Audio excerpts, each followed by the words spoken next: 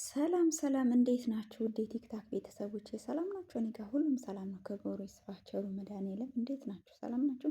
እስቲ ዛሬ ትንሽ ነገር ልበላችሁ። በእነዚህ በህፃናቶች መዝሙር በጣም ውስጤ ደስ ብሏል ማለት ነው እና ልጅነቴን አስታወሰኝ እኔ ራሴ ማለት ነው እና ይገርማችኋል ቤተ ክርስቲያን ሄጄ ማለት ነው እንደዚህ ከጓደኞቼ ጋር እንኳን ከሄድኩኝ ካለኝ ፍቅር አንፃርና ደስታ ማለት ነው በቃ ቀስ ብዬ ማጨብጨብ ራሱ አልወድም ማለት ነው። በቃ በምችለው አቅም እጄን በደንብ አጨብጭቤ ነው የምዘምረው ማለት ነው እና እሱ ትዝ አለኝ ማለት ነው። እነዚህ ልጆች ሳያቸው እንግዲህ መዝሙሩ በኦሮምኛ ስለሆነ ትርጉሙን ባታውቁትም ከአዘማመራቸው የተነሳ ፎቶውን አስቀምጥላችኋለሁ። ልጆቹ ፖስትም አድርጌያለሁ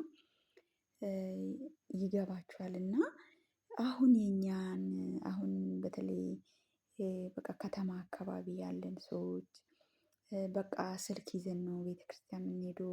እኛ አጨብጭበን እልል ብለን ለእግዚአብሔር ከምናቀርበው መስዋዕት ይልቅ ፎቶ መነሳት እንዲሁም ቪዲዮ መቅዳት ጥሩ ነው፣ ያው ማስታወሻ ይሆናል ከኔም ጭምር ማለት ነው። እና ግን እኛ ምን ሰዓት ነው የምንዘምረው? ምን ሰዓት ነው ለእግዚአብሔር ምስጋና የምናቀርበው? እና እነዚህ ልጆች ልጅነቴን ትዝ አስባሉኝ። በቃ እኔ ቤተክርስቲያን ሄጄ ከሰው ጋር ማውራትም አልወድም።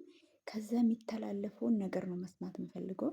አንድ ይሄን ሁለት ደግሞ በቃ ሳጨበጭብ ራሱ በቃ ከውስጤ ነው እንጂ ይሄ በቃ ቸል ቸል ደስ አይለኝም ማለት ነው። እና ለምንድነው እኛ ከልባችን ስንሰጠው ለእግዚአብሔር ካለችን ነገር ላይ እግዚአብሔርም ደግሞ ይዛ ነው ያለው እጥፍ አድርጎ የሚሰጠንና እኛም በእውነት ከነዚህ ልጆች ተምረን ቤተክርስቲያንም ስንሄድ በደንብ እንዘምር እናጨብጭብ። አሁን አይታችሁ ከሆነ ብዙ መድረኮች ላይ ጭብጨባ ራሱ የለም። ለምን? በቃ ሁላችንም ስልክ ስለያዝ እና እባካችሁን ከነዚህ ልጆች ወደ ቀድሞ ፍቅራችን እንመለስ እላችኋለሁ። እና እንደዛ ነው። እና ደግሞ ከአለባበሳችን የተነሳ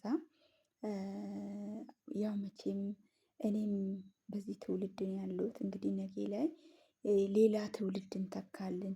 ነገ ላይ የኛ ልጆች የኛን አርያ ነው የሚከተሉት በአለማዊም ሆነ በቤተክርስቲያን ዙሪያ እና ለልጆቻችን ምን እናስረክባለን ብዬ ሳስብ እውነት በጣም ነው የሚከብደው ማለት ነው። እና ቤይሩት እያለሁኝ ቤተክርስቲያን እንሄዳለን። እነሱ ካቶሊክ ናቸው። ከእነሱ ጋር እሄዳለሁ ማለት ነው። እና ፀጉራቸውን አይሸፈኑም።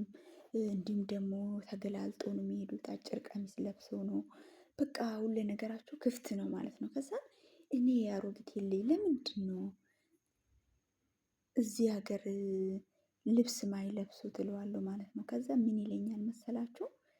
እሱ ድሮ ቀረ እኮ ድሮ የቀረ ስታይል ነው ይለኛል ማለት ነው ሰውየው። እና በጣም ነበር የሚገርመኝ። እና ስለዚህ የኛ ልጆችስ ነገ ምንድነው ከእኛ የሚረከቡት የሚለውን ነገር ሳስብ በጣም ነው የሚከብደኝ ማለት ነው። እና ለምን ነገ ላይ ልጆቻችን ልክ እንደ አውሮፓውያኖቹ ቤተክርስቲያን ተረካቢ ይጠፋል። አውሮፓዎች አሁን ቤተክርስቲያንን ሽጦ ወደ እንትን ቀይሯል ማለት ነው፣ ወደ ጭፈራ ቤት። ለምን?